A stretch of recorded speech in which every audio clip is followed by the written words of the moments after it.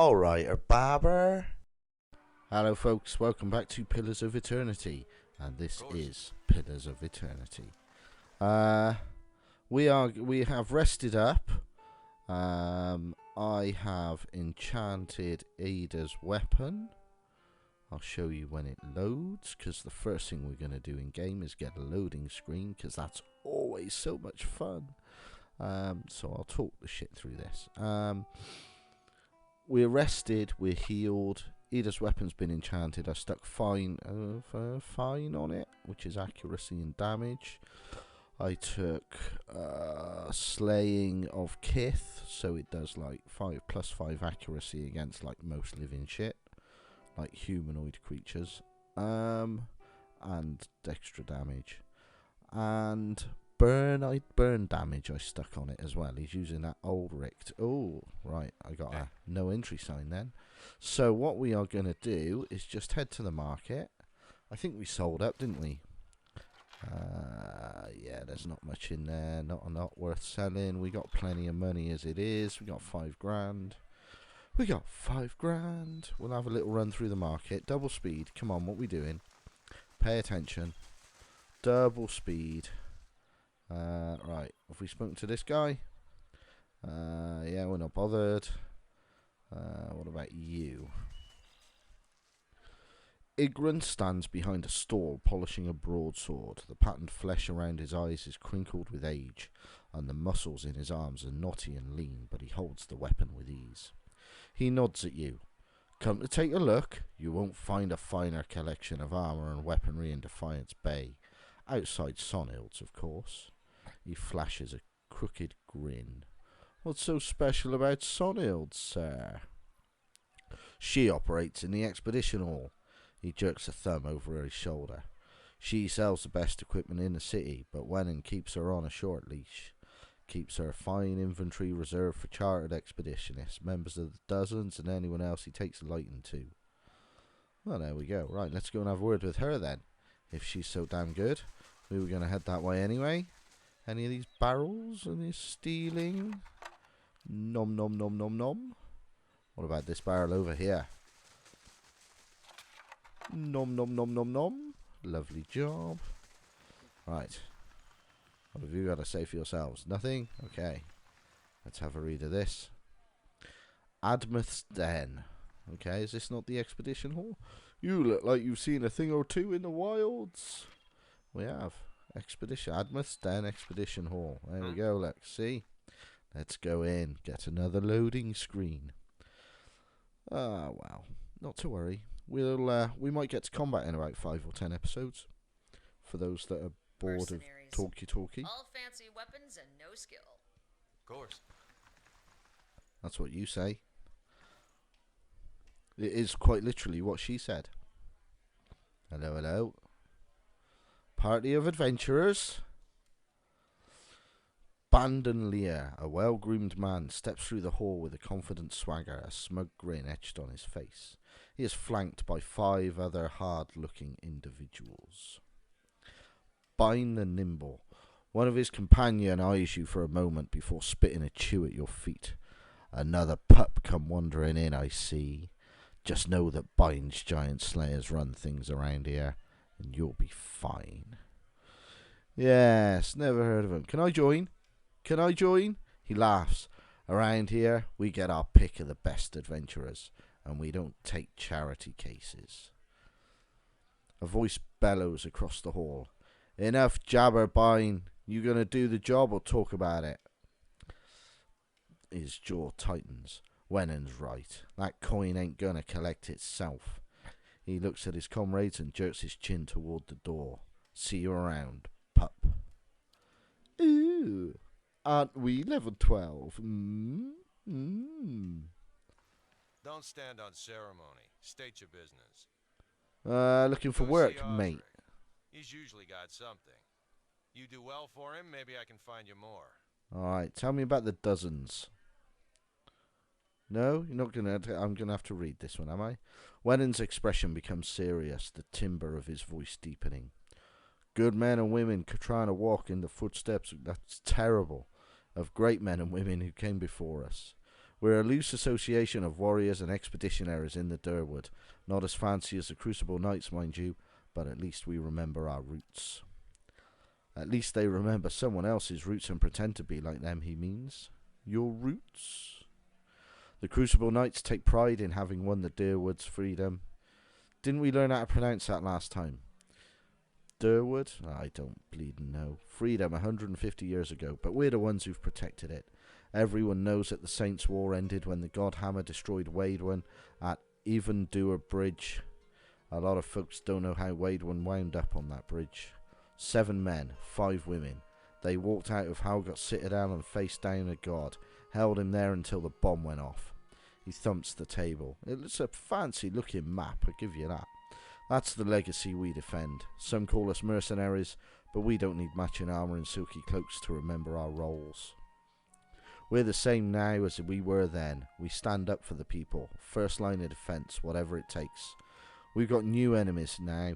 If it's not Waidwen, it's his damn legacy. It's the damn soul butchers in Brackenbury making things worse on all of us. Probably causing the whole thing one way or another. Well, we haven't gone anywhere, and there's a lot more than 12 of us now. We defended Durwood once, and we'll do it again. Wenham casually nods your way. What else do you need? His eyes continue to float. Blah, blah, blah. You can read that bit, right. Farewell. Farewell, sir. Farewell. Farewell. Go and see who? Osmond. Hello. Bit of, For the last time, Aidwig, keep your fucking blade up. If that dummy was armed, it'd have your head off. He's got a point. I don't need to hire an adventurer, but tell me about the expedition hall first. It's treasure hunting, plain and simple. Sponsors put up money, hire adventurers to explore the wilds, looking for ruins mostly. If they come back alive, they split the spoils. If not, it's because they handle their weapons like this lot in front of me, who might as well be digging our own graves right now. Got business? Right, looking for work. An expedition, talk to Wenham. I just handle these mercenary shit shovelers. Adventurers, I mean. Okay, Wenham sent this to you. Although, he sizes you up, I do have something I need done. Something that requires... He glances sidelong at an adventurer flailing away helplessly at a dummy. Competence. What do you need done? I was formerly one of the Knights of the Crucible. When I left, they kept my arms and armor. The arms they can have, but the armor belonged to my family. I'd like it back. Okay, doesn't sound like leaving the Crucible Knights was your choice. You don't choose to leave knighthood. The Crucible Knights, they may not be a real knighthood, but the oaths you swear are just as true. Still, turns out that even unofficial knighthoods have politics. You cross the wrong man, suddenly all kinds of accusations are thrown your way, and nobody believes you. Nothing more destructive than a crowd with the wrong idea. So why don't you just go ask for it back, because you're in their bad books, aren't you? No. Oh, they'd like that, I'm sure. But I won't be going. Sooner be torn apart by dogs than give them the satisfaction. So what is this armor? It's a breastplate. Not much to look at, and it's seen far too much use, but it's been in my family since the liberation. I'll see what I can do. Then it's Penhelm you're looking for. A low snake of a man. If he was to die choking on his own black tongue, it'd be too kind of fate. He kept it when he had me kicked out. I got word from a reliable source that Penhelm visited a forger in Andra's gift, right after being soul-scanned by a cipher in Dunreed Row. Should you have it in your heart to find a way to ruin his life while you're there, well, drinks on me. Having his soul lineage read, that's not what you spoke. It's a requirement to join the Knights. They have to ensure a novitiate doesn't have a subversive lineage. Oh. If Penhelm's superiors found out his affidavit was a fake, his career would be over. Interesting. Every novitiate gets an affidavit from Dunreed Row, and those are stored at Crucible Keep. If you find Penhelm's, one of those ciphers could tell you if it's real. Didn't we pick that up, maybe? Possibly. If generations of Masuk's traditions are any indication, this Penhelm probably doesn't remember it. Still, a past like that has to count for something. Alright, farewell. I certainly don't need to hire an adventurer. So we do have a new quest. What else have we got over here? What's in here? Run, my little puppets. Who are you two? Just mercs. What's going on in here? What's in... Oh. I'm not going to go thieving.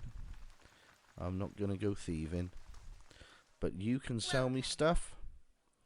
Welcome. The woman looks up from polishing a dagger. Haven't seen you before. You headed out with an expedition company? She raises an eyebrow. Or are you betting on one? How long have you worked here? She leans on the countertop and drums her fingers. Oh, a few years. I got in the minute the last merchant cleared out. She nods towards the main area of the hall. They've got new expeditions venturing out every week, so this is a great place to do business. And the dozens make loyal friends and loyal customers, so long as you stick by them. She taps the counter. The vendor who was here before me, they ran him out when he sold his best helms to a pair of Crucible Knights. I've been careful not to make the same mistake. Alright, I see your point. But a sale's a sale. They're groups of... I forgot what I asked. Tell me about the expeditions. They're groups of adventurers that venture into the wilderness. That's probably why they're called adventurers. More than a few of them try their luck scouring the ruins. Most of them come back empty-handed, if they come back at all. Betting on them is almost as risky as actually going, but that's how the expeditions get funded, and every once in a while, one of the adventuring companies will strike it big and make a fortune for their backers. I can't buy anything because she's afraid not. See, the dozens only do business with me so long as I only do business with them, and they're good customers. She jerks her thumb at the door. But if you get on Osric's good side, he could make an exception for you. He's probably training some of the new recruits right now. Well, maybe we've got to do the quest for him before you open your wares to us. So, let's head for a loading screen.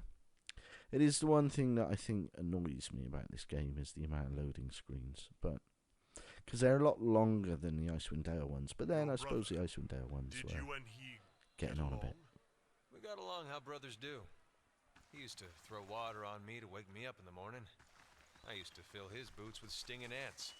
My own brothers and sisters are doing very well for themselves, back in Takoa. I don't know that they'd search for me if I were killed so far from home. Brothers can be funny. I bet you'd be surprised how far they'd go. Okay, I didn't want to interrupt that. I have no idea where we're going. Round the rest of the city, I guess. Because we need to close this window. Journal, log, there we go. We need to travel to Durford, we'll do that later. We need to find the tower in a derelict district, which I believe will be Ondra's gift. Can't go back that way, there we go. And then find the place of misery and madness, which I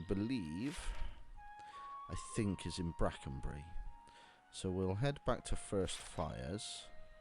Shall we? Let's head to Brackenbury. Yeah, let's head to Brackenbury. Let's do that. Let's head down there. Come on, my little friends. I think we've seen everything we want to see here, haven't we? We've been to the pub. Yes. Psst, over here. Yeah, I've already got it. I think this is the kid that tells me about that little stone thing. A young boy watches the passers-by and counts a grimy handful of coins. His face and arms are smudged with dirt, but except for the grass stains, his clothes are in good condition. As you approach, he blinks and makes a quick, furtive effort to pocket his coins. Hey, miss, want to know a secret? He wipes his nose with a sleeve. With a sleeve. I know a real good secret. Looks like we got a little hustler here. Someone raised this kid right. I'm sure a squeaky-voiced kid knows amazing things about this city. No, I promise, it's a really good secret. I know this place where people hide things, really special things. If you help me, I'll promise I'll show you. Help you with what? Gordy's voice suddenly rises in pitch and tempo. The Crucible Knights have these daggers made out of March steel. It's the best steel around, except for Durgan steel, which doesn't count because no one makes it anymore. He stops long enough to catch his breath.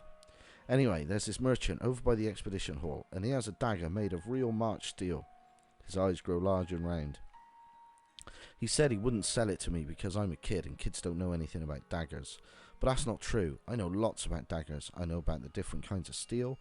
I know how the Crucible Knights make them in a forge. I know that tip can pierce low-gauge scale armor. That one that's good and sharp can cut through bone. See, I know plenty about daggers, and I really, really want this one. And if you could just get it for me, I promise I'll never, ever ask anyone for anything again. It's like the equivalent of, oh, buy us some booze, mate. Buy us some booze. Get us some fags. In Masuk, we begin training our daughters with the hunting knife as soon as they can talk. Many can field dress a hare before their 10th birthday. She frowns. I wouldn't trust this kid with a butter knife. Sounds reasonable. Too young to play with knives. You can't have a dagger, you'll poke your eye out. Lie, tell you what, you can tell me your secret now and I'll get you a dagger from the Knights of the Crucible themselves. Grab Gordy by the shirt and hold him above your head. How about you tell me that secret now? That's just a bit mean.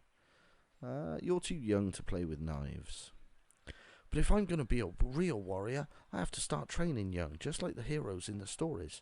I just know I was a great warrior in a previous life. My mum even says I have an old soul. Fine, I'll help you. Gordy jumps up and down, whooping and hollering. I knew a real adventurer would understand. He points to a large building. There's a big merchant over by Admir's Den who sells weapons. He's the one with the dagger. I'll wait right here for you.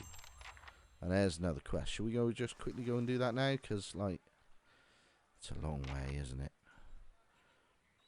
I think it's this weapon duty. Come on, people. And what the kid's going to tell me is there's a brick over here, which we've already done. So, yeah. But we might get some XP out of it. I'm looking for a particular dagger made of March steel, just like the Crucible Knights use. Let me guess, you've been talking to that kid, right? He laughs and shakes his head. I'd be tempted to sell it to you anyways and let the little rascal learn his lesson, but a pack of adventurers already took it off my hands.